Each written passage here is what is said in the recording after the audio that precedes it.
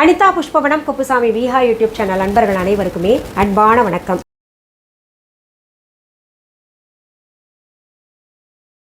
நம்முடைய யூடியூப் சேனலில் தொடர்ந்து பல பதிவுகளை பார்த்துக்கிட்டு வரோம். இன்றைக்கு சமையல் அறையில் நின்று இருக்கேன். பெருமாளுக்கு புரட்டாசி சனிக்கிழமைகளில் தளிகை படைப்பது வழக்கம் இல்லையா? புரட்டாசி சனிக்கிழமை தளிகை படைப்பதில் என்னென்ன செய்ய போகிறேன், செய்முறை விளக்கம் செய்து காமிக்க போகிறேன் இந்த பதிவில். சரி, இப்போ உங்களுக்கு தேவையான பொருள்கள் அதெல்லாம் தனியாக சொல்லிக்கிட்டு இருக்க மாட்டேன். டிஸ்கிரிப்ஷன் பாக்ஸில் போயிட்டு அளவு என்னன்றதெல்லாம் பார்த்து தெரிஞ்சுக்கோங்க, அதில் எழுதி போடுவேன். இப்போ நான் என்ன பண்ண போகிறேன், முதல்ல பெருமாள் தளிகைக்காக படைக்கிறதுக்கு உளுத்தம் பருப்பு வடை செய்ய போகிறேன். பாருங்கள், உளுந்து ஊற வச்சு ஒரு 30-45 நிமிஷங்கள் வரைக்கும் நம்ம எடுத்துக்கிட்ட உளுந்து எடுத்து ஊற வச்சுருங்க. ஊற வச்சு கொஞ்சம் கொரகொரப்பாக, ரொம்ப நைஸும் இல்லாமல் ரொம்ப கொரகொரப்பாக விழுது வர்றது மாதிரியும் இல்லாமல் ஓரளவுக்கு நல்லா அரைச்சி வச்சுக்கோங்க. அதில் பெருங்காயத்தூள் சேர்த்துக்கலாம். 1க்கு 2ஆக நுணுக்கி வச்ச மிளகு சேர்த்துக்கலாம். மிளகெல்லாம் நல்லா சேர்த்துக்கோங்க, உடம்புக்கு ரொம்ப நல்லது. அதுவும் இந்த கொரோனா காலகட்டத்தில் அதெல்லாம் சேர்த்துக்கிட்டோன்னா ரொம்பவே உடம்புக்கு ஆரோக்கியத்தை தரும். அடுத்தது பார்த்திங்கன்னா சீரகத்தை சேர்த்துக்கிறேன். சீரகம் நல்ல மணமாகவும் இருக்கும், நம் அகத்தை நல்லபடியாக வச்சுக்கும். அடுத்தது தேவையான அளவு உப்பு. இதை இப்போ நல்லா கலந்து விட்டுக்கலாம். பெருமாள் வடைனால எப்போவுமே மிளகு சேர்க்கறது நல்லது. முழுசாக மிளகு வந்தது பிள்ளைங்க சாப்பிட மாட்டாங்க அப்படின்றதுக்காக தான் நான் கொஞ்சம் நுணுக்கி போட்டிருக்கேன். இல்லை, இந்த ஃப்ளோவில் இருக்கணும், திக்கா. சரி, இப்போது நம்ம இதை வடை தட்டிக்கலாம். அடுப்பில் எண்ணெய் வச்சுருக்கேன், அது சூடாயிருச்சு. இப்போது நம்ம வடையை சுட்டாச்சு.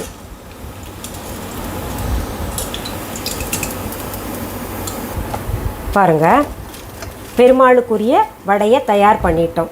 அடுத்தது தளிகைக்கு நான் ஏற்கனவே உங்களுக்கு பதிவில் சொல்லியிருக்கேன். நம்ம புளி சாதம், லெமன் சாதம் எல்லாம் தயார் பண்ணணும்னு சொல்லியிருக்கேன் இல்லையா? நம்ம விஹா ஆன்லைனில் இருக்கக்கூடிய புளி காய்ச்சல் லெமன் மிக்ஸ் கூட இருக்குது, அதை வச்சு இப்போ தயார் பண்ணிட்டேன். பாருங்கள், புளி சாதம், எலுமிச்சை சாதம் தயார் பண்ணிட்டேன். உங்களுக்கு விஹாவில் இருக்கக்கூடிய அந்த லெமன் மிக்ஸ் அண்ட் புளி மிக்ஸு காமிக்கிறேன். அது ஒன்றுமே இல்லைங்க, அதை எடுத்துகிட்டு நீங்கள் ஒன்றுமே செய்ய வேண்டாம், எல்லாமே அதிலே மிக்ஸ்டாக இருக்குது. சாதம் செஞ்சுட்டு சோறு வடிச்சிட்டு நீங்கள் அதில் கலந்துட்டு அப்படியே சாப்பிட்லாம், ரொம்ப பிரமாதமாக இருக்கும். ஹோம்மேடு இதெல்லாம். அடுத்தது நம்ம தயிர் சாதமும் செய்யணும்னு சொன்னேன் இல்லையா? தயிர் சாதமும் தயார் பண்ணியாச்சு. இப்போ நம்ம செய்ய வேண்டியது எள்ளு பாயாசம் சொல்லியிருந்தேன். ஏன்னா பெருமாளுக்கும் எள்ளுக்கும் மிக நெருங்கிய தொடர்பு இருக்குதுன்னு சொல்லியிருந்தேன். அதனால் எள்ளு பாயாசமாக இல்லாமல் எள்ளு சாதம் நான் உங்களுக்கு செஞ்சு காமிக்கிறேன். பொதுவாகவே நம்ம பெருமாளுக்கு தளிகை படையல் செய்யும்போது புளி சாதம், லெமன் சாதம், தயிர் சாதம் செய்வோம். இப்போ எள்ளு சாதம் உங்களுக்கு கூடுதலாக செய்து காமிக்க போகிறேன். இன்னொன்று, இதில் இனிப்பு இல்லையே, சக்கரை பொங்கல் வைப்பாங்க எல்லாரும், இனிப்பு இல்லையே அப்படின்ற குறை போவதற்காக நான் என்ன பண்ணுறேன், நான் பொதுவாகவே சொல்லுவேன் உங்களுக்கு, பிரசாதம் வைக்கும்போது தினமுமே சோறு வடித்த உடனேயே ஒரு சொட்டு நெய் ஊற்றிக்கோங்க அப்படிம்பேன். பாருங்கள், நெய் ஊற்றிக்கிறேன். அடுத்தது இதுலேயே பொடிச்சு வச்ச நாட்டு சக்கரை அல்லது வெல்லத்தை சேர்த்துக்கோங்க. சக்கரை பொங்கல் நமக்கு ஏன்னா இப்போ செய்தது அதிகப்படியாக போயிடும் அப்படின்ற உணர்வு இருந்ததுன்னா, நிறைய செய்ய வேண்டியது இருக்கே அப்படின்ற ஒரு அலுப்பு ஏற்பட்டால், இனிப்பு வச்சாகணும் அப்படின்னு நினச்சிங்கன்னா இந்த மாதிரி போட்டு அதுலேயே ஏலக்காய் தூள் கொஞ்சம் சேர்த்துக்கோங்க. நல்லா அப்படியே சக்கரை பொங்கல் எப்படி செய்வோமோ அதே டேஸ்ட் வந்துடும். பகவானுக்கு இனிப்பு வைக்கலையேன்ற குறையும் இருக்காது. இதை நல்லா கலந்து விட்டுக்கோங்க. அப்படியே சக்கரை பொங்கல், கோயில் சக்கரை பொங்கல் வாசனை வரணும் அப்படின்னு நினச்சிங்கன்னா பச்சை கற்பூரம் இத்தினூண்டு இருக்கு பாருங்கள், என் கையில் பொடிச்சு போட்டுக்கோங்க. இது கடவுளுக்கு படைச்ச பின்னாடி நீங்கள் சாப்பிட்டு பாருங்கள், சக்கரை பொங்கலை விட சுவையாக இருக்கும். சரி, இதை தயார்படுத்திட்டோம். அடுத்தது நம்ம எள்ளு சாதம் தயாரிக்கலாம். இப்போது எள்ளு சாதம் தயாரிக்கிறோம் இல்லையா? நீங்கள் இத்தனையுமே தனித்தனியாக சோறு வடித்து செய்ய போகிறது கிடையாது. ஒன்றா சோறு வடித்து அது தனித்தனியாக பிரிச்சுக்க போகிறீங்க. நான் எள்ளு சாதத்துக்கு கூட பார்த்திங்கன்னா சோறு பாருங்கள் தனியாக எடுத்து வச்சுருக்கேன். வடித்த சாதம் இங்கே இருக்கட்டும். அதுக்கு தேவையானது எள் எடுத்துக்கணும். கருப்பு எள்ளில் செய்தால் தான் ரொம்ப நல்லது, விசேஷம். சிகப்பு மிளகாய் எடுத்துக்கோங்க. மிளகு நுணுக்கி வச்சுருக்கேன். இந்த மிளகு 1க்கு 2 தட்டினது இருந்துச்சு, அதையும் எடுத்துருக்கேன். முழு மிளகு இருந்தால் கூட எடுத்துக்கோங்க. இதையெல்லாம் பதமாக வறுத்து, இந்த எள்ளெல்லாம் நல்லா வெடிக்கும், அதனால் ஸ்லோவாக வச்சுட்டு அடுப்பை நல்லா பதமாக வறுத்து ஒரு பச்சை வாசனை எல்லாம் போயிடும். அதுக்கப்புறம் என்ன பண்ணுங்கள், அதை எடுத்துக்கிட்டு இப்படி நல்லா மிக்சியில் அரைச்சி வச்சுக்கோங்க. இங்கே பாருங்கள், இப்போ நம்ம அடுப்பை பற்ற வச்சாச்சு. நான் நெய் விட்டு செய்கிறேன். பொதுவாகவே பெருமாள் மகாலட்சுமி அவங்களுக்கு நெய் தான் ரொம்ப ரொம்ப விசேஷம் இல்லையா? அதுக்காக நெய் விட்டு எள்ளு சாதம் செய்கிறேன். இப்படி நெய் இல்லாதவங்க என்ன பண்ணுங்கள், சாஸ்திரத்துக்கு நெய்யை விட்டுக்கோங்க, மற்றபடி எண்ணெயை சேர்த்துக்கோங்க. நீங்கள் நெய் சூடாயிருச்சு, அதில் கொஞ்சம் உளுத்தம்பருப்பு போட்டு வறுத்துக்கலாம். அடுத்தது நம்ம இதில் சோறை கொட்டிக்கலாம், வடித்தது. இதில் தேவையான அளவு உப்பு சேர்த்துக்கோங்க. அடுத்தது இந்த தூள் இருக்கு இல்லையா, தேவையான அளவு சேர்த்துக்கோங்க. இதெல்லாம் தேவையான அளவுன்னு சொல்கிறீங்களே, எத்தனைன்னு தெரியாதே அப்படின்னு கேட்டிங்கன்னா, ஒவ்வொன்றுக்கும் நான் அளவு உங்களுக்கு டிஸ்கிரிப்ஷன் பாக்ஸில் எழுதி போடுறேன், பார்த்துக்கோங்க. இப்போ சிம்மில் வச்சுக்கணும். கட்டியெல்லாம் இருந்ததுன்னா உடச்சி நல்லா கிளறி விட்டுக்கோங்க. நல்லா மணமாக இருக்காஹா, அள்ளி சாப்பிட்ணும் போல் இருக்கும் உங்களுக்கு. ஆனால் சாமிக்கு படைக்கிறதுக்கு முன்னாடி கை வச்சிடாதீங்க. சும்மா 1 நிமிஷம் போல் கிளறி அடுப்பை விட்டு நம்ம இறக்கிடலாம். பாருங்கள், பிரமாதமாக எள்ளு சாதம் இப்போது தயார். ரொம்ப சுலபமாக இருக்குல்ல? சரி, அடுப்பை அணைச்சி நம்ம இதை எடுத்துடலாம். பெருமாளுக்கு பாருங்கள், நம்ம சமைக்க வேண்டிய பொருள்கள் எல்லாம் சமைச்சாச்சு. இது எள்ளு சாதம், தயிர் சாதம், இனிப்பு சாதம், லெமன் ரைஸ், புளியோதரை, வடை. இது தவிர பழங்கள் எல்லாம் வச்சு இப்போது தளிகை செய்ய போகிறோம். எப்படி படைக்கணுன்றது செய்து காமிக்கிறேன். நம்ம பெருமாளுக்கு தளியல் படைப்பதற்கு முன்பாக நம்ம விஹா ஆன்லைன் பற்றி சொல்லிடுறேன். விஹா ஆன்லைன் என்பது எங்களுடைய ஆன்லைன் ஷாப். இதெல்லாம் புதுசாக பார்க்குறவங்களுக்காக திரும்ப திரும்ப ஒவ்வொரு பதிவிலேயும் நான் சொல்லிக்கிட்டு இருக்கக்கூடியது தான்.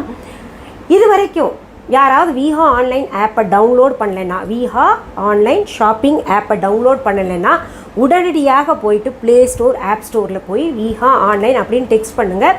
ஆப் அங்கே காமிக்கும், அதை டவுன்லோட் பண்ணிக்கோங்க. அப்படி இல்லைன்னா டிஸ்கிரிப்ஷன் பாக்ஸில் நாங்கள் லிங்க் கொடுத்துருக்கோம், பார்த்துக்கோங்க.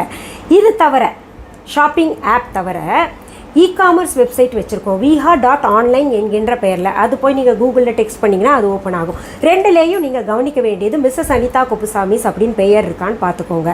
சரி, நேரடியாக பொருள்கள் பார்த்து வாங்கணும் அப்படின்னு நினச்சிங்கன்னா சென்னை ராஜா அண்ணாமலைபுரத்தில் இருக்கக்கூடிய எங்களுடைய விஹா ஷாப்க்கு வாங்க. அதற்கான ஃபோன் நம்பர், அட்ரஸ் அனைத்துமே இ-காமர்ஸ் வெப்சைட்லேயும் தரப்பட்டுள்ளது, விஹா ஆன்லைன் ஷாப்பிங் ஆப்லேயும் தரப்பட்டு இருக்குது. எங்களுடைய விஹா ஷாப்கான கிளைகள் வேறு எங்கேயுமே கிடையாது. என்னுடைய பெயர், புகைப்படம், வீடியோவை பயன்படுத்திக்கிட்டு மேடமோட பொருள்கள் தாங்க எங்கள் கடையில் விற்றுக்கிட்டு இருக்கோம் அப்படின்னு சொன்னாங்கன்னா அது முற்றிலும் தவறான செய்தி.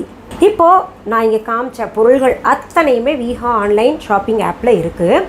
அதாவது கிராசரிஸ் இருக்குது, துணிமணிகள் இருக்குது, குழந்தைகளுக்கான பொருள்கள் இருக்குது, நிறைய பொருள்கள். நீங்கள் போய் பாருங்களேன்.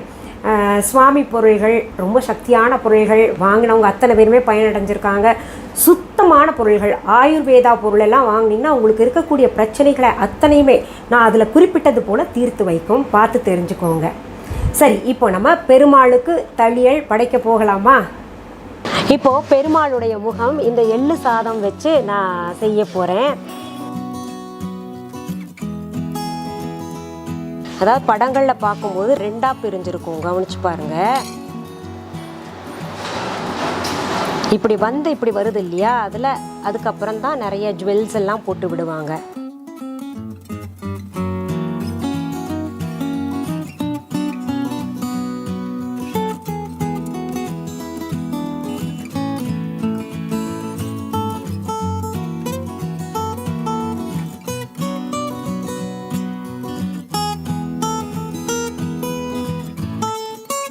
கண்ணு வரைஞ்சிட்டோம், மூக்கு வச்சாச்சு, அவருக்கு லிப்ஸ் வச்சிட்டோம். அடுத்தது நம்ம பெருமாளுக்கே உரித்தான திருமண் வைக்கணும். அதை இந்த தயிர் சாதத்தில் வைக்கலாம்.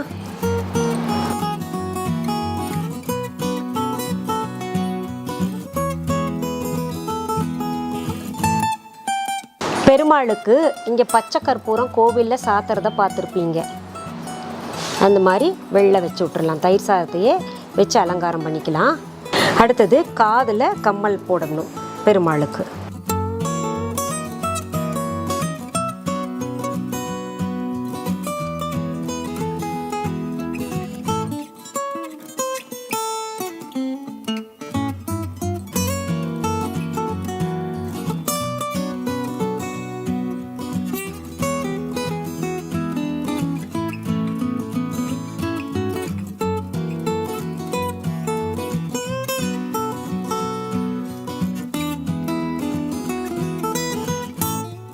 பெருமாளுக்கு செஞ்ச இனிப்பு சாதம் வைக்கிறோம் இங்கே.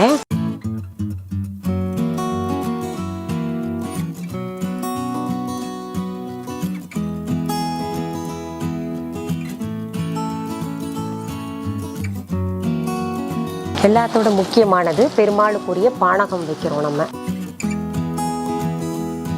பெருமாள் மகாலட்சுமி தாயார்னாலே நெய் தாமரத்தண்டு தேரி ரொம்ப முக்கியமானது.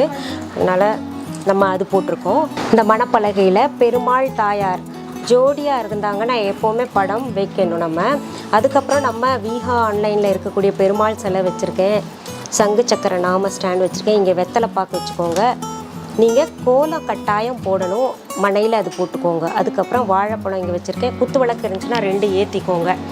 ஒன்றே ஒன்று இருக்குது அப்படின்னா 1 போதுமானது. எது இருக்கோ அதை வச்சு நீங்கள் நல்லபடியாக இப்போ பூஜை செய்யுங்க. இப்போ இங்கே உங்களுக்கு தெரியும், இது எள் சாதம் செஞ்சுருக்கேன். பெருமாள்னாலே எள் தான், அதனால் எள் சாதம் செஞ்சுருக்கேன்.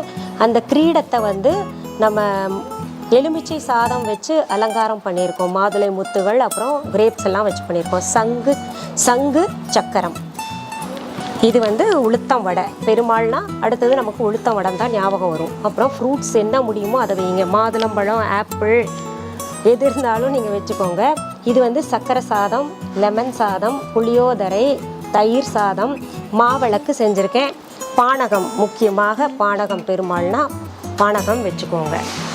எல்லாமே உங்களுக்கு தனித்தனியாக ரெசிபி கொடுத்துருக்கேன். அதுபடி நீங்கள் பார்த்து பண்ணிக்கோங்க. இப்போ நம்ம மாவிளக்கு ஏற்றலாம்.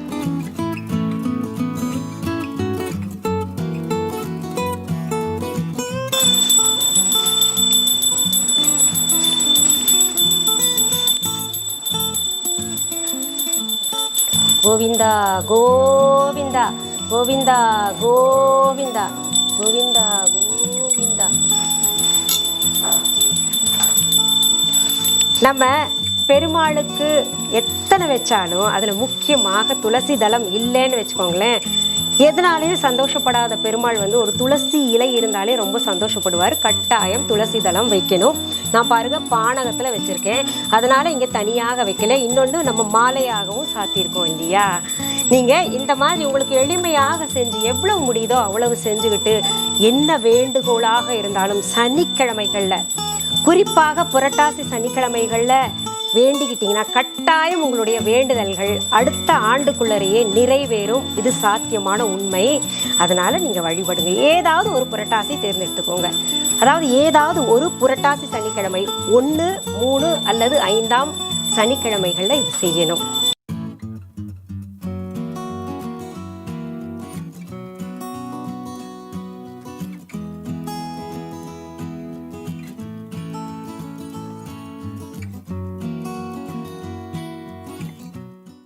அன்பான வாடிக்கையாளர்களே, உங்கள் விஹா ஸ்டோரில் பூஜை பொருட்கள், சிலைகள், ராசிக்கற்கள், வாஸ்து பொருட்கள், விதைகள், பாரம்பரிய அரிசி வகைகள், சிறுதானியங்கள், ஆர்கானிக் பொருட்கள், மூலிகை எண்ணெய், மளிகை பொருட்கள், மரச்செக்கு எண்ணெய், மரப்பொருட்கள், வெள்ளி ஆபரணங்கள், கிஃப்ட் ஆர்டிகல்ஸ், காட்டன் மற்றும் பட்டு புடவைகள், காட்டன் சுடிதார்கள், பட்டு பாவாடை, குழந்தைகளுக்கான விளையாட்டு பொருட்கள், ஹை குவாலிட்டி இமிடேஷன் நகைகள், வீட்டு உபயோக பொருட்கள், ஜூட் பேக்ஸ், ஹேண்ட்மேட் சோப்ஸ், அழகு சாதன பொருட்கள், சிறுதானிய பிஸ்கெட்டுகள், ஹோம் அப்ளையன்சஸ், இன்னும் பற்பல பொருட்கள் விற்பனைக்குள்ளது. விஹா ப்ராடக்ட்களை நீங்கள் வாங்க விரும்பினால் அது எங்களுடைய viha.online வெப்சைட் மற்றும் சென்னை ராஜா அண்ணாமலைபுரத்தில் உள்ள எங்கள் விஹா ஸ்டோரில் மட்டுமே கிடைக்கும் என்பதை தெரிவித்துக் கொள்கிறோம். வேறு எந்த ஆன்லைன் வெப்சைட்களிலும் விஹா ப்ராடக்ட்கள் விற்பனைக்கு கிடையாது என்பதை நீங்கள் கவனத்தில் கொள்ள வேண்டும். எங்கள் விஹா ஸ்டோரின் விலாசத்தை கண்டறிய கூகுள் மேப்ஸில் விஹா ஸ்டோர் என்று டைப் செய்தால் வழியை கண்டறியலாம். www.viha.online வெப்சைட்டிலும் விஹா ஸ்டோரின் அட்ரஸ் உள்ளது.